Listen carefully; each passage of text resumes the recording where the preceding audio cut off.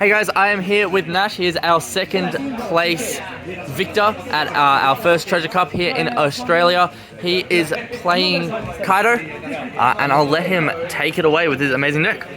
Yep, so as everyone knows, we're 8 rounds of Swiss and then, top championship, best of freaking 3 for the first 4 rounds. So, look, Kaido, he's got some very good staples. Everyone knows, obviously, the Onigashima you're on 4 of. It's pretty easy in that, so it's not a hard beat there. Going into blockers, I think, obviously, with this current OP1 meta, we've obviously got the staples we have. So you've got the 4 Black Marias, which everyone loves, and the 4 Smiley Face Dude, which I can't pronounce. No one can pronounce his name. So, look, in the next one, you can sort of go into a bit of more Uti, get a bit more blockers than that one, but with OP1 here. Obviously, the other staple of the deck, 4 Queens. Can't fault that one. So they're essentially your 12 blockers. Did try for a while around covering Black Marias, the 4-drop Black Maria. Tested it, just wasn't doing the purpose. 9% of the time, I'm dropping it for a 1k counter. So it wasn't much chop on that one. These are sort of the debatable questions coming up to the next one. Everyone sort of loves, what do you run in the middle there? My person is the 3 Babanukis. So I like Babanuki because it hits that curve really nice. You can't rely on hitting Queen every time. You've got to plan for those other games where you don't hit your stage, you don't hit your Queen. Babanuki is still really nice on curve 5. You get 5 for 7. It's really good in the mirror because the only thing that can take it out is either 10-drop or the 9-drop. And the reason why I play it over like the 6-drop Flathead Dude is, I just find it's much better on the curve. You don't feel as bad if someone drops a 9 back at you and kills the Babanuki, whereas you vest in the 6, it really takes up that king slot for me, which I really don't like. The other 1-drop, I'll talk about more about that later, the last change I'll probably make for the tourney. You go into your events, and this is where I've got a little bit of more neglect. So the 4 Blast Breaths, very staple, don't go leave home without them in Kaido. Can't do anything with them. The 2 Thunderbuggers, I know sort of people run 3, but I'm loving the Brachia Bomber. I changed it, I've had it for the last 2 weeks, it has been the godsend. I've only run in 1 of, it's, you get it out of life early, it's great for the ramp, but it hits those 5 drops excellently. Your curve, after your 9-drop, you can go straight into Brachia Bomber, heal that other Law, the other Monkey, so many targets for it. I don't recommend putting more in though, it's a one-off, it's just a great spice. And look, honestly, I reckon that's won me about 3 or 4 games over the weekend today. Like, it's been great. That's amazing spice. Going into the standards, this is what I upped a bit more recently. So I've taken out the Black Marias and obviously put into a bit more counter. The page 1, now I just like this for a bit of fun. It's really good against, you can pop it in against Zoro's Laws, and it's so good after you drop your 10. Drop your 10, you pump into your 4 straight out, you've got a board presence straight away. It's really good against Luffy if they've found the Perona and just start double decking it quickly. So you can enter that it gives that safety in your hand as well. The other 2k counters, pretty standard. Your 4 X-Drakes, so fun to play if you don't have to counter with it. So fun to take card out of the hand at that crutch time. My favourite thing about Kaido is just slamming an X-Drake and then -7ing. It's just to get that extra finish off. It's great. It's so good for the freaking finish there. Sasaki, look, pretty all-round solid card.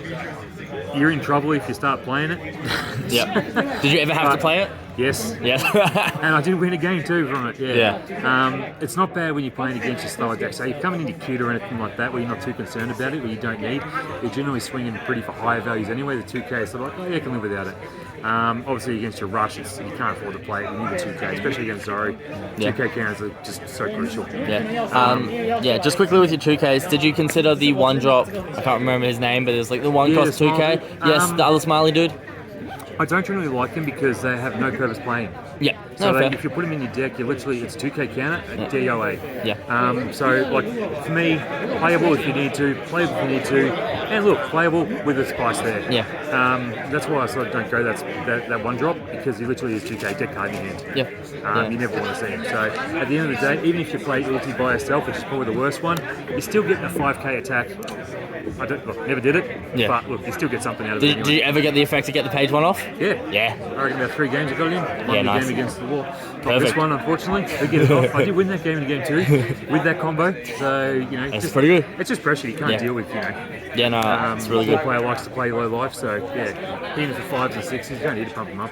So it's pretty good in that respect there. Now this is where Kaido gets interesting, and this is what everyone asks. You've got to get your spice right for the things there. So the easiest way is like 3 10s, 2 9s, 2 7s, and the 4.46s. The reason behind this, like 9-drop, I reckon is the best one around. Having said that, it's hard to work against some matchups. That's why I dropped down to 2. I added a Brachia Bomber for the extra one there. So I treat that basically as another 9-drop kiter, and it has worked. Yep. The 10 drops, you need to run the 3 because otherwise Kid will lock you out. He's got way too many blockers, and Blue can just build up the board so quickly. It's not funny with all that stuff. You can't. They put blockers out. So 10 drops clears that board, and honestly, in the mirror, it's a game of 10-drop ticket. Sarah, you're prone in the face. You got the 10, mate. You got the 10. You got to have it in there. So if you got 3. The fun part about that is you can actually bait it out pretty well. I did it once this tournament where you can actually play the 10 drop, not use its ability, and let people deal with it, and you got another one in hand. Especially in the mirror, if they got another one, then you can wipe the board. But you can play this without using the ability. People forget that. Yeah. Just sometimes it's a 12-character body, hard to deal with. So if you've got no supplies there. Look, Doffy being so prominent in my matchups recently, the 4-6 drops are almost essential. I took it down to 3 and ran 3 of 3 for a while there, but coming into Doffy, like this is not as fun. Yeah. You can take out their Peronas and their little cheap blockers and stuff like that, but at the end of the day, you really need to hit those boas, the Mihawks. They're just some scary stuff. Gives you pretty much good control over Blue, and look, and honestly, 6 drop hits a lot of other things too. It's not many other 4 drops, but it works so nice on curve. You don't want to 7 drop is just that little bit tricky unless you're going second a lot. 6 drop just hits that curve real nicely. So that's pretty much the deck.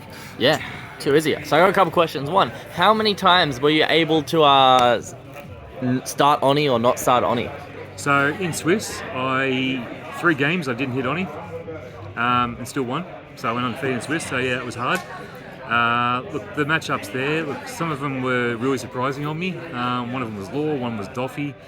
But say Doffy with the 6 drops, not too concerned if you hit the 6 drops without the stage. You can just keep on piling those 6 drops on. I think I hit 3 6 drops against him that game, and it was just like, who cares about the stage? That's what you're dealing with. Look, the other ones, I think back on one of the games, and the Law player, I had a hand, and it was literally, I think 6 of my cards are almost no counters. I was like, you just go face your win. And he starts swinging at my 7 drops, and I'm like, sweet, no stage, but it's like bought me time, just to freaking get that board, and it's like, okay, yeah, eventually got it. And then one other game, drops Sasaki to get that extra ramp. Found out because I had a lot of the removal in my hand, so I was like, you can afford to trash those, just as long as you keep a good counter in your hand. So once again, depends on the matchup. Yeah.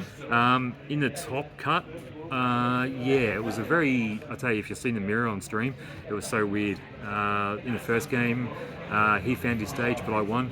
Second game, I found my stage late, but he won. In the third game, we both found a stage. So look, you definitely can win. I say the mirror turns into a 10-drop chicken, so the stage is nice, but if you don't have a 10-drop and he does, it won't matter. But yeah, the stage is great, but if you can't find it on curve, you still play around it. There's definitely ways you can get in there. Counters are essential. Try and trigger your Thunderbuggers. Hopefully they come out alive for you. But don't be afraid, especially if you haven't got the stage. Take that life. The first 3, just take. You want to find those cards. I think in one game, my second game, top 4 game, didn't have a stage. And yeah, went up to 11 cards in my hand. Still didn't find a stage, but yeah, ended up winning because of that. Because yeah, once you get 11 cards, I had the bodies, I think, now I've got plenty of counter, got some events, and started clearing. Yeah, perfect. So yeah, that was against Doffy. Yeah. So, Is there any shout outs or anything else, any other comments you want to add? Look, shout out to Dimitri. We both come from Melbourne, so look, he was really good in the final, good sportsmanship. So there was no hard feelings on, the game went down to time. I won on turn 3 at time, like in round match 3. So it was clutch. Yeah. That's a pretty good one there. And yeah, that's otherwise been really good. Thanks to you guys thanks for the judges and everyone for hosting. Let's Play Games. Thank you very much. It's been good. Cool. Lovely having you. Thanks so much for doing this, and we'll catch you next time. See ya.